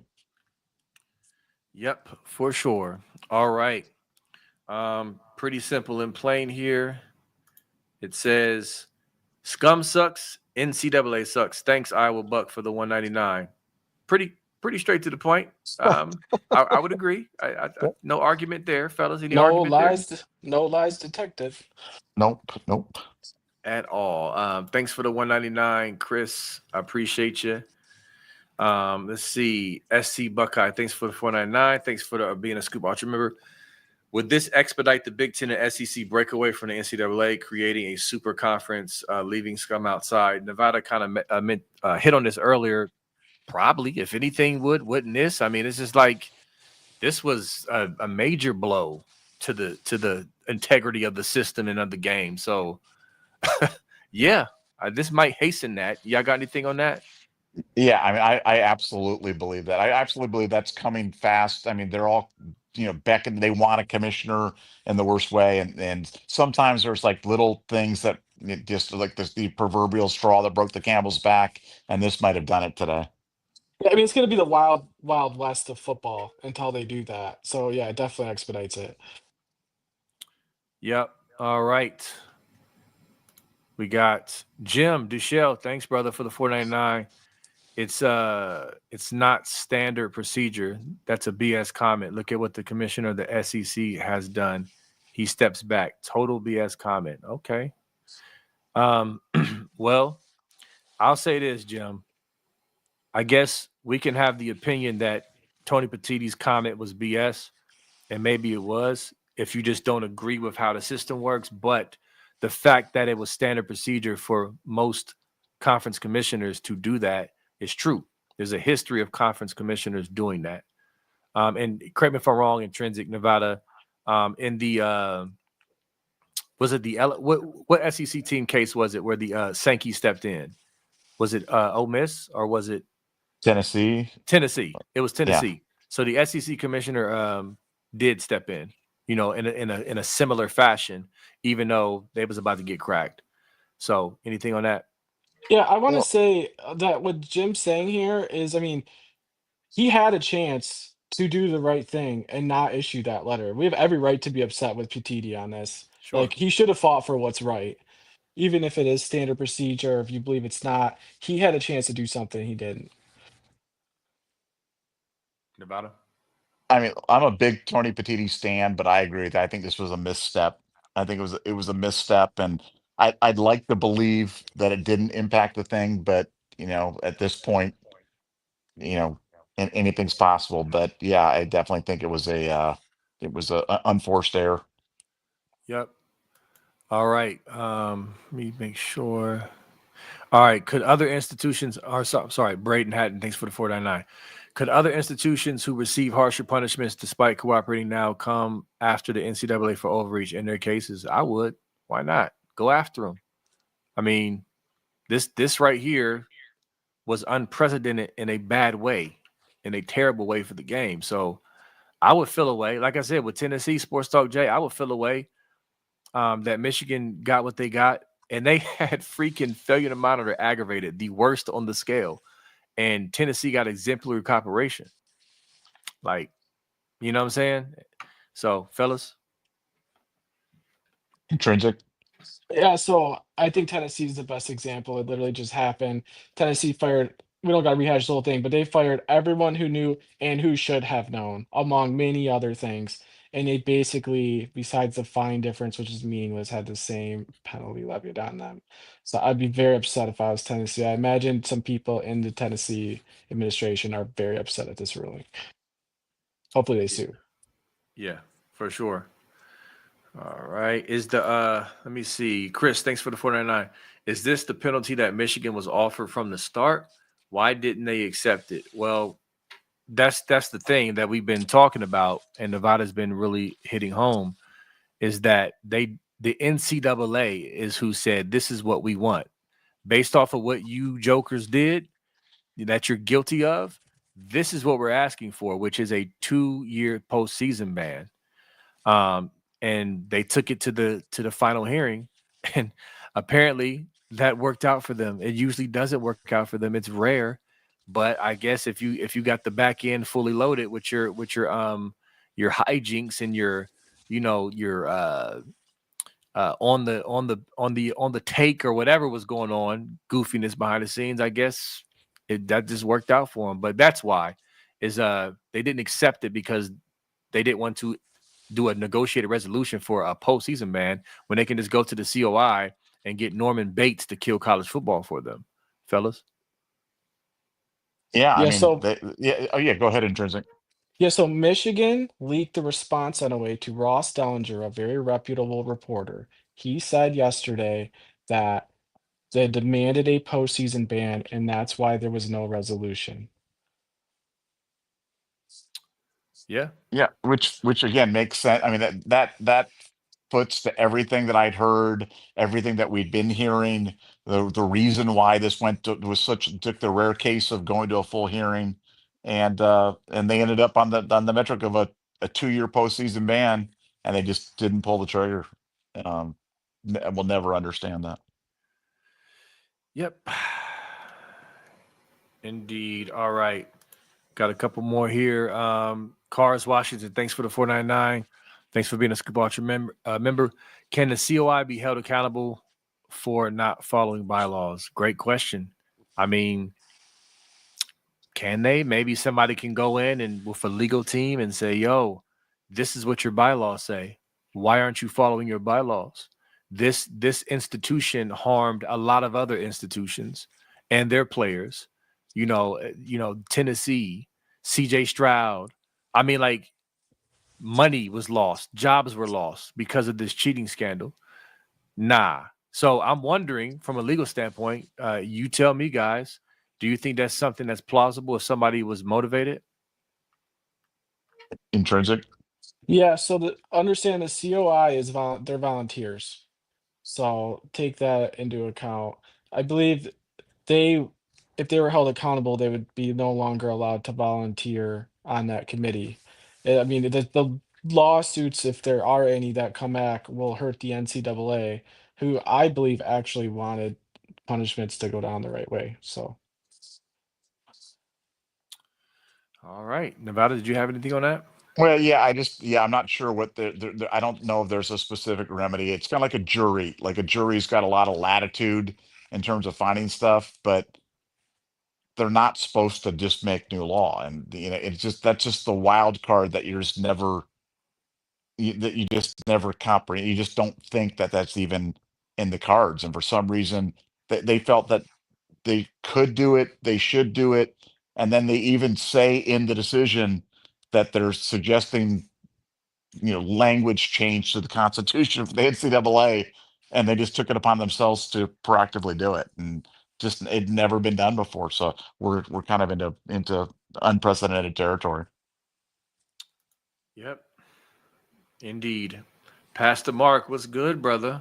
What's up, man? Thanks for being a Scoop Ultra member. Thanks for the $4.99. Can these colleges render a vote of no confidence? OH, Nevada? Go green, intrinsic? go away. Listen, I'm only doing this for this show, okay? Listen, It's a new thing. I'm not going to carry this over, all right? There's a line, okay? I love y'all, Sparty, but come on now, you're not about to suck me into this. But anyway, what y'all got on this? The no confidence vote. Well, I think there's gonna be a vote of no confidence, just effectively by the momentum and the move to try to move away from the NCAA, and I think that's been slowly but surely happening over the past 5 to 10 years, and I just think something like this is going to accelerate it. So, will it be a formal vote of no confidence? No, but it's going to be it's going to be a move to a super conference and a commissioner, and probably quicker than we think. Trenzy? Yeah, I just think Nevada has a sharp opinion on that, and he gave it a couple times, so I agree. All right. We got Bronk Barnum. Thanks for the $4.99. Let's get a petition started to go after and even possibly overturn the COI ruling. Majority of true college football fans should sign. I mean, shoot me a DocuSign to my email. I'll knock it out real quick and send it back, but I'm not going to hold my breath. What y'all got? If you want to petition, go after the advertisers, because I don't think that's functionally can happen what's being said here. Try to target advertisers that can be influenced, because those seem to work, those type of boycotts and stuff. Nevada? Yeah, I mean, I think we just put our energy in hating Michigan and just rooting against them every day and boo them lustily whenever you're on the road or something like that. And that's probably our best that's our best remedy at this point in time. Yep, and also remind them that they cheated. We got plenty of screenshots. We got plenty of things to crop and share to point to the fact that they cheated. Again, I'm going to say this again. The Ohio State Buckeyes just basically stepped on their throats for 2 decades. They ducked us in 2020, according to Steve DeAce, according to even Kirk Herbstreit, according to anybody with a brain, and then they cheated for the next 3 years, okay, to get off the schneid. And now things are back to normal. They got them one more in because of the trauma from the biggest cheating scandal in college football history, Ryan Day. But now he's back. He got the Bruce Leroy glow, and it's over. And you still stuck with Sherrone Moore. So You know, you got away with it to the point where you didn't get any real punishment, but we all know you cheated, and that fratty is tainted. All them wins are tainted. Everybody knows it, and we'll keep reminding you of it. So there's that. All right, fellas, y'all got anything else? Is this are we done with super chats? Is this that the We're end? done. The marathon is over. So this is the end. Well, Intrinsic, I hope that you're not a stranger going forward, even though we don't have this wonderful topic to talk about. Man, you've been just such an addition to the site, such an addition to the to this discussion, this podcast, and I just really want to thank you for your thoroughness and for your attention to detail and for your responsiveness. And just we're just so grateful to have you, as part of the Scoop family. And we sincerely appreciate it, and hope you're not a stranger going forward.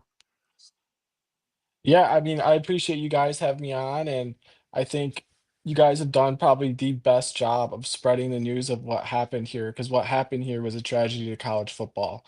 This isn't about me, this isn't about it's about all of us and about what happened to college football. And that message being shared, I think, impacted a lot of people and is a very important message. So I appreciate that. Appreciate you guys for that as well. Yeah, no doubt, man. Much love, respect. Much love and respect to the Buckeye Scoop family. You know, everybody out there in the chat, the Stilly Mats, the Barbs, the Grandpa Bucks, all of y'all who hold it down.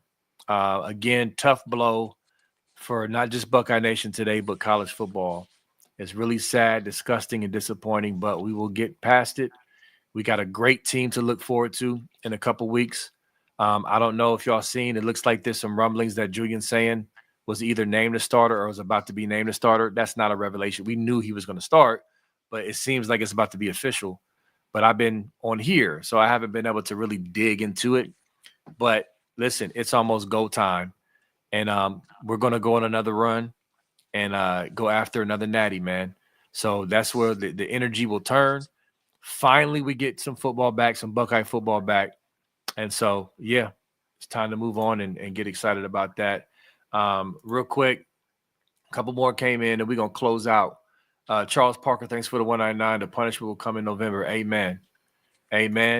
No way, thanks for the 5. Refuse to play them. Money talks. Don't acknowledge their existence. Hey, interesting. Maybe so. All right, fellas. Listen, we're going to hop off. Love y'all. Appreciate y'all. We'll see y'all. We're going to take tomorrow off. We'll be back Sunday. All right. Go Bucks and go green. Go white. Green. Go white. Go white. That's my last one. Yeah, my last one, dog. I'm clipping on these. All right, man. Peace. See y'all See ya. Sunday.